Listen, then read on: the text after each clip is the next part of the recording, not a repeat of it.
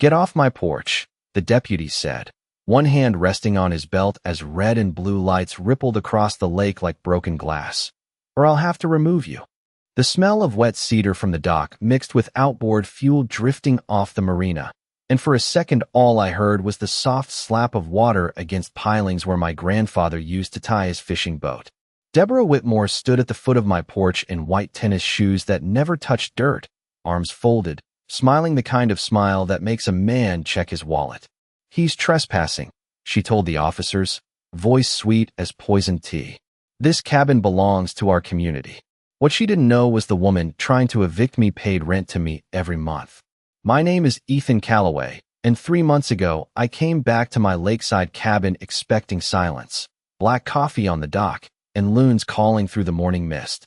Instead, I found Willow Ridge HOA had turned half the shoreline into some polished suburban kingdom where every mailbox matched, every pontoon had approved colors, and Deborah ruled the cul-de-sac like a governor with a manicure. The crunch of gravel under my boots still echoed when I first saw her that summer, standing beside a sign that read private HOA water access, as if she owned the lake itself. Funny thing about people who borrow power, they start believing they invented it. My cabin sits on 2 acres of shoreline in northern Michigan, tucked behind pines older than most county records. Hand-hewn beams. Stone fireplace. Boat shed built in 1948. My grandfather left it in a family trust, though almost nobody around the lake knew the trust owned more than just my little cabin. That ignorance was expensive. Deborah saw an old pickup in the drive, a quiet man in work boots, and decided I was someone she could push. First came notices nailed to my dock posts: unauthorized mooring, unapproved firewood stack, non-compliant canoe rack. Then she chained off the shared launch path and claimed HOA jurisdiction over my shoreline easement. Every move was petty enough to sound ridiculous, serious enough to test patience. But the night she called police to throw me off my own porch, she crossed from nuisance into history. The deputy stepped up my stairs while Deborah waved papers in a leather folder, like she was presenting law itself. I let her talk. That was important. Let people intoxicated by fake authority keep talking. They always leave fingerprints. The metallic click of a patrol flashlight against the railings sounded louder than it should have. One officer glanced at the cabin deed plaque bolted beside the front door, my grandfather's name carved in brass, but Deborah kept pushing. "Remove him," she snapped, losing the sugar in her voice. I looked out over the lake, moonlight skating across the water, and remembered the old boathouse key in my pocket, cold against my palm. That key opened more than a shed. It opened a story Deborah had no business stepping into. Because while she was trying to have me removed as a trespasser, the paperwork that could remove her from everything she thought she owned was sitting 10 feet away inside my cabin, dry in a steel lockbox. And standing there in siren light, hearing a deputy threaten to escort me off my own land, I realized something almost made me smile. Deborah Whitmore thought tonight was an eviction. She had no idea it was the beginning of hers.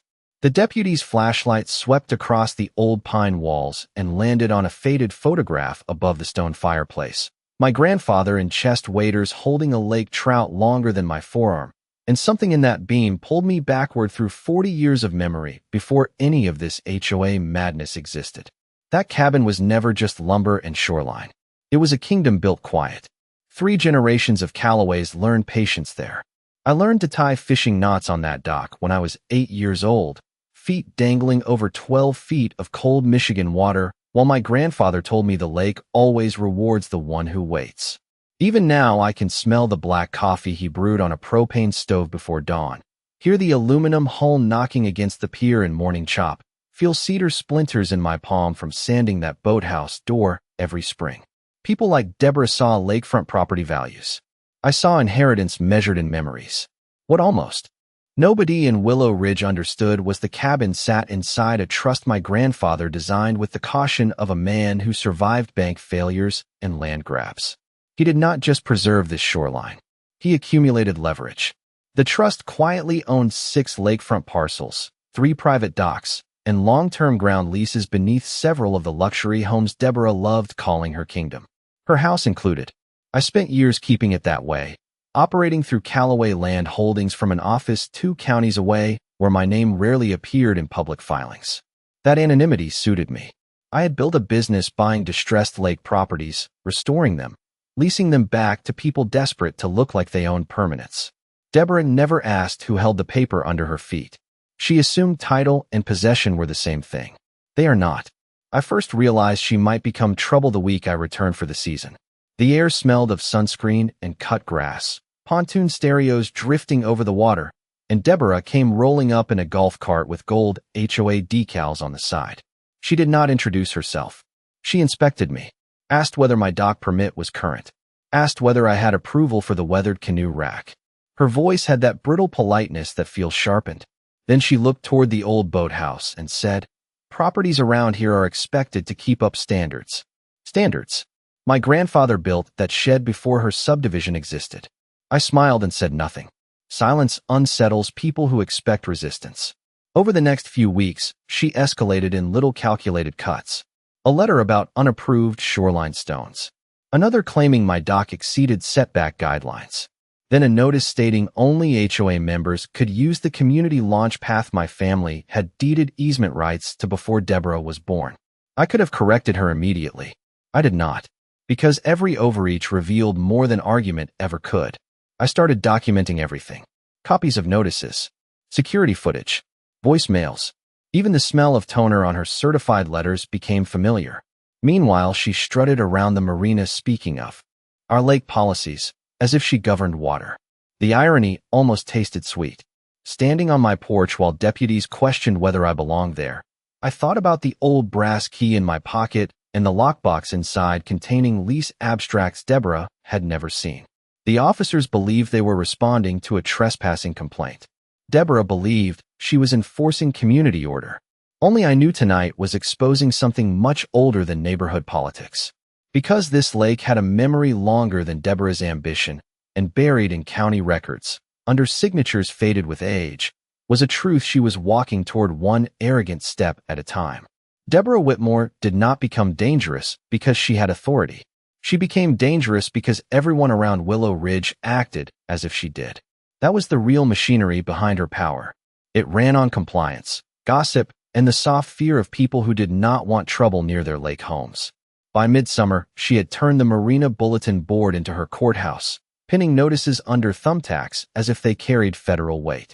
The smell of sun-baked cedar mixed with boat wax every Saturday morning when residents gathered for coffee by the launch, and Deborah moved through them like a campaign stop, collecting nods and whispered loyalties. She wore pastel polos with the HOA crest stitched over the chest and carried a leather binder thick with covenants. She quoted the way preachers quote scripture. I watched all of it from the edge of the dock, listening more than speaking. You learn a lot when people assume silence means weakness. Her favorite trick was public correction. She would wait until neighbors gathered, then mention some violation in that syrupy voice of hers. One morning, she pointed at my old John boat tied beside the pier and announced it did not meet community aesthetic standards.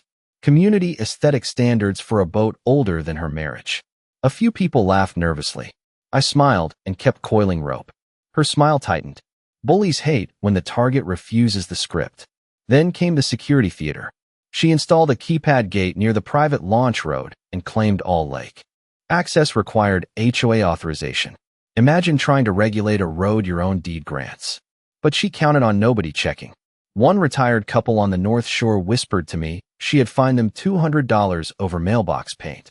Another neighbor had paid penalties for storing a canoe visible from the road. Deborah did not just enforce rules. She manufactured surrender. The air changed around the lake when she approached, like pressure before a storm. I began noticing how often she invoked police, county inspectors, zoning officials. Always authority borrowed from somewhere else. That was her weapon, not law. The appearance of law. The first time she threatened me directly was at the marina fuel dock. Gasoline fumes hung in the heat and pontoon engines idled nearby when she stepped close enough for expensive perfume to cut through the smell of lake water. "You keep resisting community governance," she said, tapping her binder, "and I can make occupancy difficult for you." Occupancy? In my own cabin? I nearly laughed. Instead, I asked, "You planning to evict me from the fish too?" Her face froze for one hard second. There it was. A crack. But she recovered fast. 2 days later, a county code officer showed up over an anonymous complaint about my boathouse foundation. Then a parking citation appeared on my truck. Then a warning that my dock lights violated shoreline restrictions even though they had been grandfathered in for decades. Every move was a probe. Every letter she sent slid neatly into my evidence file. At night, I sat by the stone fireplace with old county plats spread across the table, hearing loons call over Blackwater while tracing parcel boundaries Deborah had never bothered to understand. Her house sat on leased ground renewed every 5 years. Mine sat on bedrock in history. That mattered. What she saw as neighborhood politics, I was beginning to recognize as a woman so intoxicated by borrowed power she might overplay her hand. And then she did. Because the week before those deputies stepped onto my porch, Deborah called a so-called emergency HOA meeting and announced she was preparing legal action to remove unauthorized occupants from community-controlled properties. Unauthorized occupants. She was not bluffing anymore. She was building toward something reckless. And sitting there in folding chairs under fluorescent clubhouse lights, hearing applause from people too timid to question her, I realized Deborah Whitmore had finally done what every arrogant fool eventually does. She had mistaken possession of a clipboard for ownership of a kingdom. Deborah's emergency meeting was only the opening move. The real escalation started 3 mornings later when I stepped onto my dock before sunrise and found bright orange notices stapled to every post, flapping in the wind like warning flags. The paper smelled fresh from a laser printer. Immediate compliance action, they read, citing unauthorized occupancy review and shoreline use violations under sections I knew did not exist. Even the legal language sounded counterfeit. But counterfeit can intimidate when wrapped in confidence. That was Deborah's specialty. The mist still hovered low over the lake when I heard the hum of a golf cart and saw her coming down the gravel path with 2 HOA board members trailing behind like deputies in a parade. She did not greet me. She announced, "As of today," she said, opening that leather binder, "all disputed properties are under compliance review." Disputed properties. She had promoted fiction into policy. I leaned against a cedar piling and listened. That was becoming a habit. Listening while she built her own trap. By noon, she had posted notices at the marina, sent mass emails about unauthorized residents, and somehow convinced a county patrol unit to drive through the neighborhood twice that week. Blue lights cruising a Lakeside subdivision at dusk have a way of making ordinary people nervous. Deborah knew that. She weaponized atmosphere. One neighbor stopped me at the bait shop and whispered she heard my cabin might be seized by the HOA. Seized. Like we were discussing contraband instead of deeded shoreline. Rumors were doing work paperwork could not. Then came the gate incident. I returned from town with groceries in the bed of my truck and found a steel chain looped across the private launch road. New lock. Glinting in afternoon sun. Deborah stood nearby with folded arms while 2 contractors installed a sign reading members only access. The smell of hot asphalt from a fresh patch job drifted through the pines. Community safety measure, she said. I looked at the chain, looked at her, said nothing, then drove around through the old maintenance road she clearly did not know existed. Her face when I passed her from the other side was worth a month of lake sunsets. But she kept escalating. A sheriff's deputy stopped by over a noise complaint involving my boat motor. There had been no boat motor running. A code inspector appeared over allegations my boathouse was an unlawful rental. Then an envelope arrived marked occupancy challenge hearing. Deborah had somehow pushed this fantasy into administrative process. Most people would panic. I made coffee, opened a yellow legal pad, and began building a chronology. Every complaint, every false filing, every official contact she triggered. Because what looked like harassment was becoming pattern, and pattern has weighed in court. Still, the boldest move came on a Friday evening at the clubhouse. Deborah stood before 30 homeowners beneath fluorescent lights buzzing overhead and announced she had contacted law enforcement to assist with removal of non-compliant occupants if voluntary departures did not occur. Voluntary departures. She was publicly rehearsing eviction. People actually nodded. I remember the smell of burnt coffee in styrofoam cups and the scratch of folding chairs on linoleum while I sat in back and watched a woman mistake applause for legitimacy. Then she looked right at me and smiled. "Some people around this lake," she said, "have forgotten who governs this community." There it was. Not about covenants. Not about property values. Governance. She believed she ruled something. And that belief made her reckless enough to call police to my porch days later. But what Deborah did not understand was every false complaint, every gate lock, every staged encounter with deputies was no longer pressure on me. It was evidence against her. She thought she was tightening a noose. In truth, she was weaving paper rope around her own feet, and the night's sirens reflected across my lake. I already knew she had gone too far to walk this back. The deputies were still on my porch when I made the decision not to end it that night. I could have walked inside, opened the steel lockbox, and laid the entire thing bare in under 60 seconds. Lease abstracts, ground contracts, payment records with Deborah Whitmore's name typed clean across 12 years of rent renewals. I could have stopped the theater before intermission. But sometimes justice arrives stronger when arrogance is allowed one step further. So I let her keep walking. The night air smelled of damp pine needles and lake water cooling under moonlight, while one deputy flipped through Deborah's paperwork under a flashlight beam. I watched him study photocopied covenants she carried like scripture, and I said almost nothing. Silence again. It was becoming strategy. Deborah mistook it for surrender. Her shoulders relaxed. Her smile sharpened. She thought she was watching a man cornered. She was actually signing exhibits. Sir, the older deputy said, almost apologetic, if there is a property dispute, maybe this belongs in civil court. Deborah cut in before I answered. No dispute. He is occupying restricted property. Occupying. She loved words that made theft sound administrative. I nodded slowly, then asked the deputy if he would note in his report that removal had been requested by the HOA president personally. He looked surprised, but wrote it down. Deborah did not notice the significance. That was the first gift she handed me that night. The second came when she produced a typed compliance order and signed it in front of 2 officers, claiming emergency authority to remove non-compliant occupants from community-controlled residences. I can still hear the scratch of her pen on paper. That sound was beautiful, because there is a difference between bluffing abuse and documenting abuse. She crossed it willingly. I let the deputies leave believing they had de-escalated a neighborhood dispute. Deborah left believing she had won. She even paused at the gravel drive and said, "You should start packing, Ethan." Then her golf cart disappeared into the dark under blinking taillights, smug as a parade float. I stood there long after the patrol cars were gone, listening to crickets under the dock and feeling the brass boathouse key warm in my pocket. Then I went inside and opened the lockbox. Old paper has a smell, dry and faintly sweet, like courthouse basements and forgotten leverage. I laid every document across the kitchen table beneath the yellow light over the sink. Her ground lease, amendment riders, renewal signatures, payment histories routed through Callaway Land Holdings. I traced her signature with one finger and almost laughed. The woman trying to evict me had mailed rent to my trust every quarter for over a decade. But I was not ready to spring it. Not yet. Because by then I understood something crucial. Deborah was not merely harassing me. She was building a fraud trail with witnesses. Better still, she was doing it publicly. So I made coffee and called no lawyer. Called no sheriff. I waited. The next week, she doubled down exactly as I hoped. Sent certified notices threatening lockout.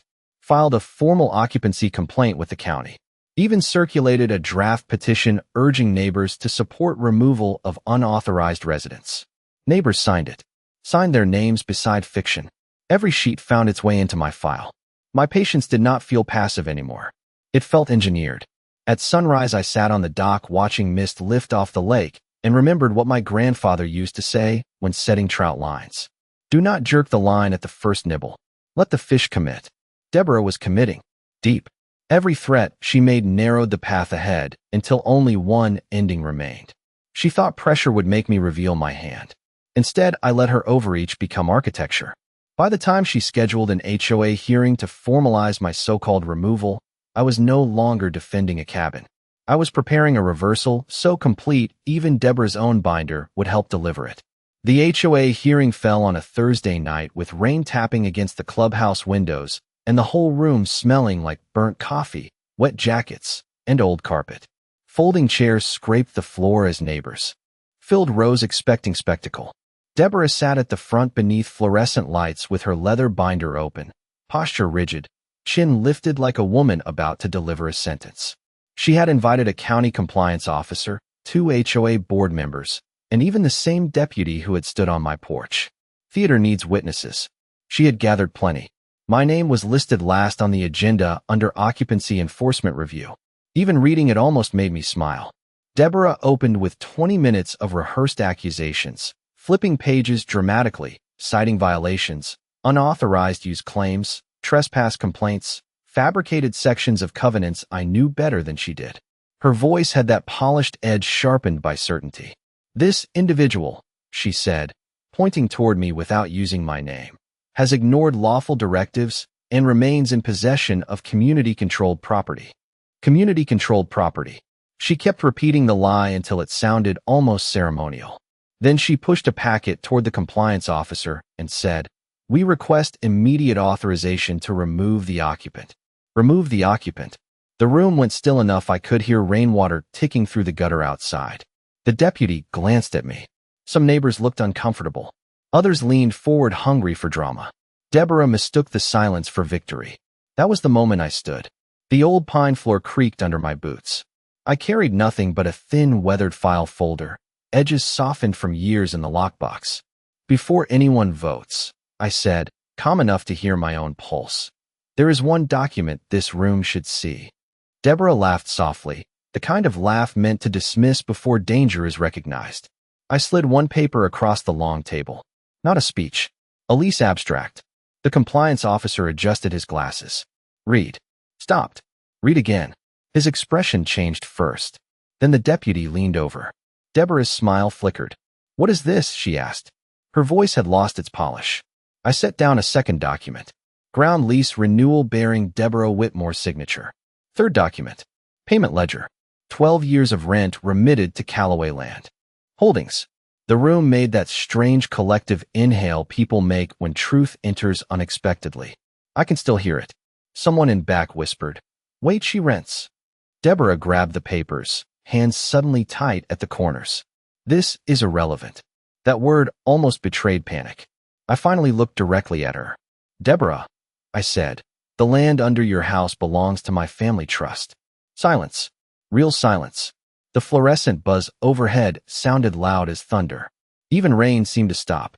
Her face drained. The deputy slowly lowered his notebook. The compliance officer asked if she had disclosed tenant status in filing an ownership complaint. She did not answer, because there was no answer, only unraveling. Then came the line I had held for weeks. "You attempted to evict your own landlord." It landed harder than shouting ever could. One HOA board member actually leaned back from the table as if distance might reduce embarrassment. Deborah started flipping through her binder with frantic precision, searching authority that was never there. Paper against paper. Dry frantic noise. But the trap had closed. Every complaint she filed, while concealing leasehold status, now looked very different. Misrepresentation. Abuse of process. False claims before county officials. The same documents she thought protected her had become scaffolding for collapse. I laid one final envelope on the table. Notice of default under lease covenant due to fraudulent interference with the lessor. Her hand stopped moving. That was the moment Deborah Whitmore understood the hearing she staged to remove me had become the opening act of her own eviction. Deborah did not speak for several seconds after reading the default notice, and in that silence the whole room shifted allegiance.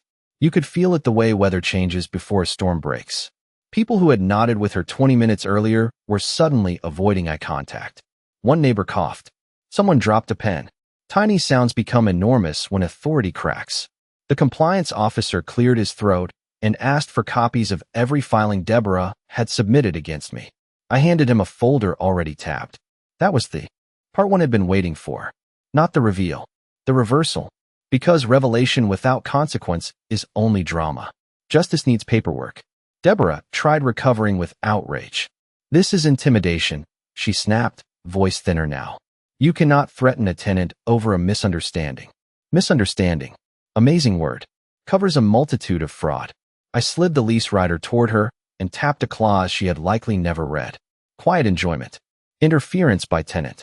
Fraudulent misuse of authorities constituting default. My grandfather wrote those protections in 1982 after a boundary war with a developer. The old man had a way of planning for fools not yet born. "This is not a threat," I said. "It is notice." The deputy who had once stood on my porch looked at Deborah and asked whether she had knowingly represented leased property as HOA-controlled land during a police call. She opened her mouth, closed it, then reached for water with a hand that trembled just enough to notice. That was when the board member beside her pushed back his chair. "Deborah," he said slowly, "did you know about this lease?" She did not answer, because silence had finally changed owners. By the next morning, the reverse eviction had already begun. My attorney, Walter Hayes, drove up in a rain-spotted Ford truck carrying a leather briefcase older than most judges. Smelled faintly of pipe tobacco and courthouse dust. He reviewed Deborah's conduct over black coffee at my kitchen table, then smiled the way surgeons smile before simple operations. "She gave us everything," he said. He was right.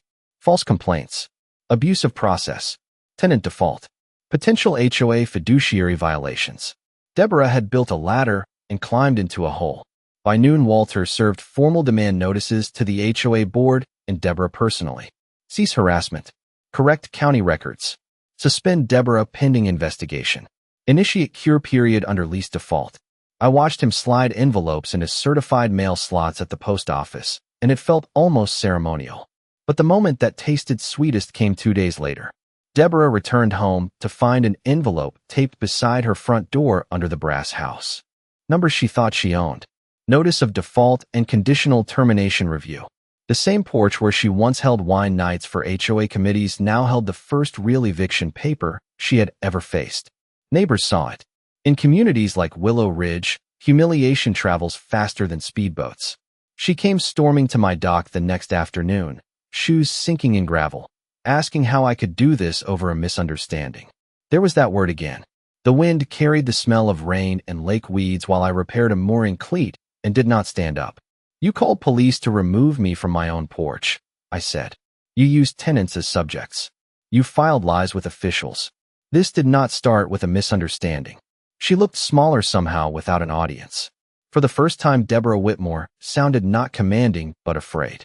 She asked what it would take to make it stop. I pointed toward the marina where her HOA signs still stood. "Start by taking down every false rule you built." What followed was beautiful in a quiet legal way. Emergency board vote. Deborah suspended as president. Independent audit ordered. County complaints withdrawn. And while she fought to keep her lease from termination, she was doing something she never imagined. Negotiating with the man she tried to evict. The woman who once called deputies to remove me was now asking her landlord for terms.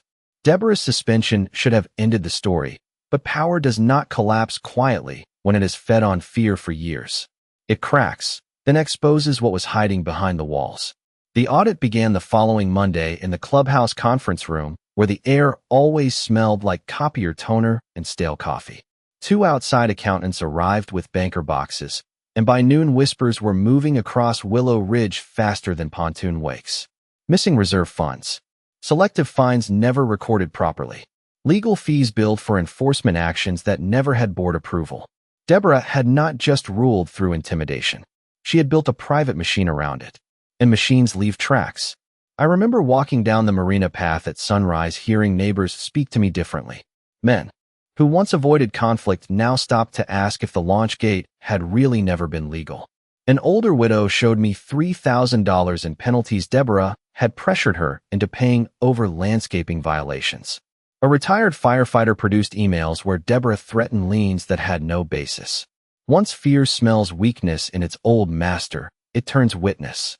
The special HOA meeting to address the audit overflowed into the parking lot. Pickup trucks lined the gravel shoulder. Folding chairs ran out. People stood along walls under humming fluorescent lights. Deborah sat near the back this time, not the front. No binder on the table. No queen on a throne. Just a tenant with a lawyer. The board president read preliminary findings in a voice that shook from equal parts anger and disbelief. Unauthorized enforcement expenditures. Misrepresentation in property authority claims. Potential breach of fiduciary duty. Every phrase sounded clinical, but each landed like thunder. Then came public comment. That was when the real collapse happened. One by one neighbors stood. Quiet people. Careful people. People Deborah once managed through paperwork and embarrassment. They spoke about bogus fines, selective harassment, threats, Even the deputy who responded at my cabin submitted a statement about concerns over how law enforcement had been invoked in a private civil matter. Deborah kept staring at the floor. At one point she looked toward me, as if expecting intervention. I gave none. This was community gravity now. It did not need my hand. The vote to remove her permanently from HOA leadership was nearly unanimous. I can still hear the rustle of raised ballots. Paper deciding what ego could not hold. But the moment that stayed with me came afterward outside, near the flagpole in cool autumn air. Deborah approached while leaves scraped across pavement and asked, almost in a whisper, whether I intended to terminate her lease. Not defiant. Not theatrical. Human. For the first time, I thought about my grandfather, about how he believed justice without proportion turns into revenge. There is a difference. So I told her the default would be cured if she signed withdrawal. Affidavits correcting every false claim, resigned permanently, and funded reimbursement for wrongful HOA fines from her own settlement proceeds. Walter later called it the cleanest surrender agreement he had seen in 30 years. I called it symmetry. Weeks later, the fake members' only gate came down. The marina sign Deborah installed vanished. Old easement markers were restored. The widow got her money back. The retired firefighter joined the new board. Even the clubhouse bulletin board looked different without threats pinned to cork. One evening I walked the dock at dusk while orange light bled across the lake and heard laughter from neighbors sharing coffee where fear used to sit. Communities change when people remember bullies are often just paperwork standing upright. Deborah still lived in her house, but now is what she always was, a tenant. And every month rent arrived on time, mailed in a plain white envelope with no return note, sliding quietly into a post office box held by the man she once tried to throw off his own porch. The first snow came early that year, dusting the dock rails in white and muting the whole lake into a kind of sacred silence. Winter has a way of stripping places down to truth. No pontoon music, no golf carts humming, no committee chatter floating from the clubhouse. Just wind through pine needles and water shifting beneath thin ice. I was out on the dock one morning before sunrise, thermos in hand, when I noticed the old brass key from the boathouse still in my coat pocket. The same key I had touched the night deputies stood on my porch. Funny how small objects hold entire wars inside them. I turned it in my fingers while lake mist lifted and thought about how close the whole thing had come to becoming just another story about a bully getting louder. Instead it became something rarer. A community remembering who it was before fear moved in. By spring Willow Ridge felt changed in ways rules could never force. The new HOA board scrapped half the enforcement covenants Deborah used as weapons. The private launch road stayed open. The old marina bulletin board now held fishing reports, lost dog notices, and a flyer for a community fish fry where neighbors once avoided eye contact. Even the air felt different, lighter somehow, carrying wood smoke and thawing earth instead of tension. One Saturday, the retired firefighter I had met at the hearing handed me a cedar plaque carved with one line burned into the wood. Justice is patient. I hung it in the boathouse beside my grandfather's tackle shelf. Deborah kept her house under revised lease terms. Paid rent. Kept to herself. We spoke only twice after the settlement. Once when she mailed a formal written apology, not dramatic, not emotional, just plain paper admitting she had confused control with ownership. The second time was months later at the mailbox cluster by the road. She nodded and said, "I never knew who you were." I told her something my grandfather used to say. That was never the problem. You never knew whose land you were standing on. She almost smiled at that. Almost. Then she walked back to the house she had once treated like a throne and now treated like what it had always been. A place she was fortunate to occupy. Some endings do not need ruin to feel satisfying. Sometimes the cleanest justice is seeing power return to proportion. The widow planted roses by the marina that summer. The launch gate chain Deborah installed got melted down by a local welder and turned into a fish sculpture near the dock. I like that. Plan into payoff. Even iron came back honest. Every quarter when rent envelopes arrived from lakefront tenants, including Deborah, I still sorted them at the old oak desk in my cabin with the windows open to water. Same place my grandfather reviewed deeds by lantern light. Same smell of cedar and paper.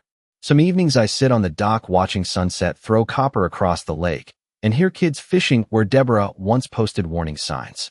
Their laughter echoes off water in a way that feels like ownership no deed can improve.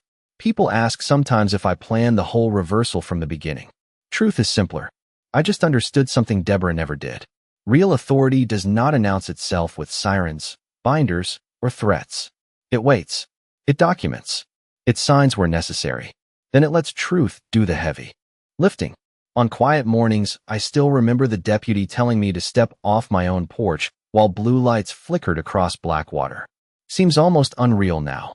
Because the woman who called police to remove me ended up mailing rent to me, living under lease terms she once tried to deny, and watching a lake community she sought to govern rebuild itself without her. My grandfather was right. The lake rewards the one who waits. And I learned something standing on that dock with a brass key in my hand. Justice is not loud. It arrives with paperwork, patience, and sometimes the quiet turn of a lock only the rightful owner can open.